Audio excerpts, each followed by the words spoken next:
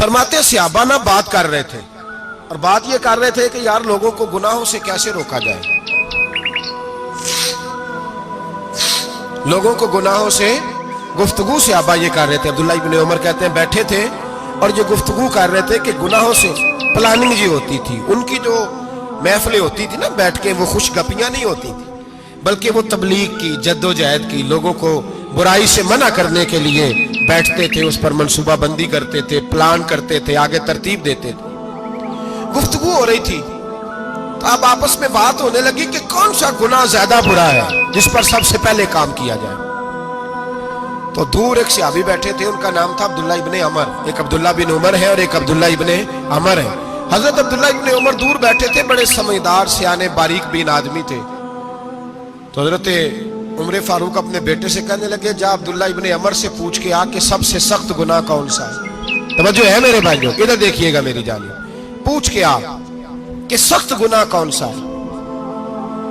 عبداللہ بن عمر رضی اللہ تعالیٰ عنہ کی خدمت میں جب عبداللہ ابن عمر گئے تو جا کے کہنے لگے کہ صحابہ پوچھتے ہیں کہ آپ نے زیادہ وقت گزارا ہے نبی رحمت صلی اللہ علیہ وسلم کے پاس، تو بتلائیے برا گناہ کون سا ہے، سب سے سخت گناہ، تاکہ سب سے پہلے اس پر پابندی لگائی جائے، اس پر محنت کی جائے۔ تو حضرت عبداللہ ابن عمر کہنے لگے صحابہ کو جا کے بتا دو کہ سب سے برا گناہ شراب پینا ہے، سب سے برا گناہ، اور یہ ام الخبائث ہے، برائیوں کی جڑ ہے، گناہوں کی ماں ہے، یہ بنیاد ہے، باقی گناہ اسی سے شروع ہوتے ہیں۔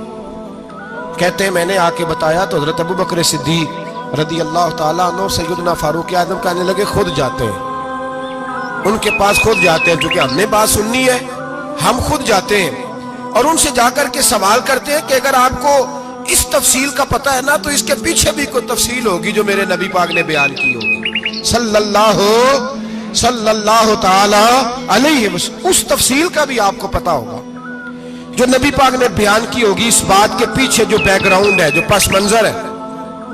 فرماتے ہیں کہ ہم اٹھے، عبداللہ ابن عمر کے پاس گئے، ان سے جا کے پوچھا کہ جناب آپ نے یہ تو فرمایا ہے شراب ام الخبائث ہے، تو اس کے پیچھے پس منظر کیا ہے؟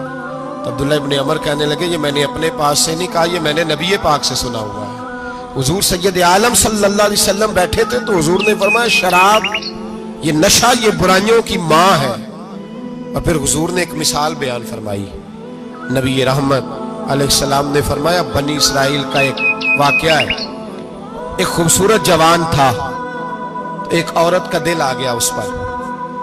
یہ یاد رکھ لیں، ہم لڑکوں کو منع کرتے رہتے ہیں لیکن ہمیں گھر کی بچیوں پر بھی توجہ دینی ہوگی، ہمیں ان کے فون پر بھی نگرانی کرنی ہوگی، ہمیں وہاں بھی غور کرنا ہوگا، اس لیے کہ اگر کوئی بچی گنجائش نہ دے تو میرا خیال ہے کہ لڑکا جرت کرنے کی طاقت نہیں رکھتا، تو وہاں بھی ان کی اماں سے کہے کہ پابندی لگائے، بچی کسی کا موبائل لے کر کے کہیں اس کو استعمال تو نہیں کر رہی، اس پودے پر بھی توجہ دے، درخت بننے سے پہلے اس کی بھی نگرانی کریں، یہ بھی بڑا ضروری کام ہے۔ عورت کا دل آ گیا تو نبی پاک علیہ السلام فرماتے ہیں اس نے کوئی بہانہ لگایا، کسی کو کہا کہ اس نوجوان کو بلا کے لاؤ، اس کو کہو کہ ہم نے کوئی گواہی لینی ہے تجھ سے۔ وہ نوجوان آیا، ایک کمرے میں داخل ہوا تو اگلے کمرے میں لے گئے، وہاں داخل ہوا تو اس سے اگلے کمرے میں لے گئی، وہ داخل ہوا تو اسی طرح 7 مکفل کمروں میں لے گئی۔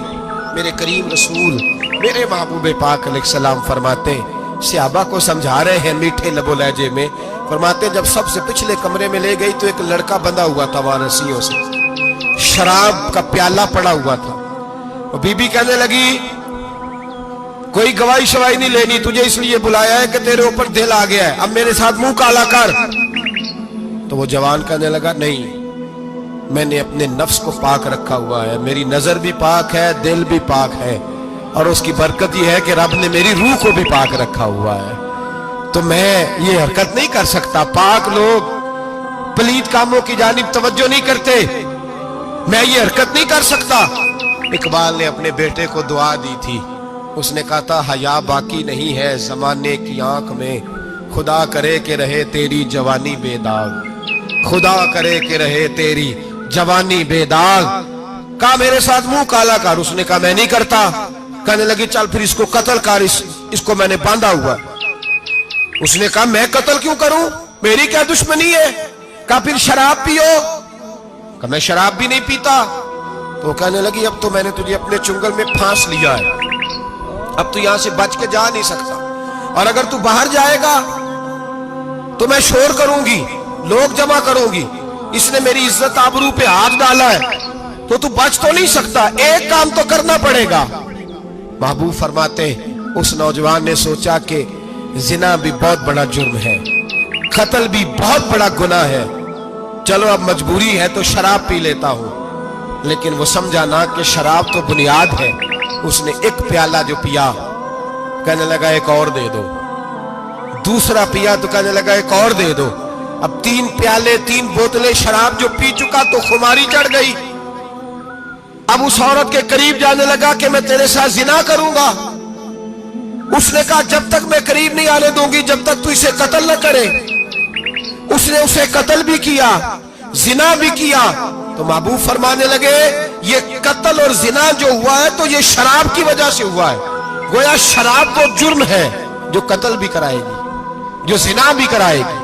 और अगर आप नशई को देखें, अगर आप शराबी को देखें, तो क्या वो डकैतियां नहीं करता फिरता, वो चोरियां नहीं करता, वो अपनी ही माँ का जेवर नहीं बेच आता, वो अपनी ही बहन का पड़ा हुआ जहेज नहीं बेच आता, वो अपने ही घर में डाके नहीं डालता, वो अल्लाह के घर मस्जिद में आकर के चोरी नहीं करता,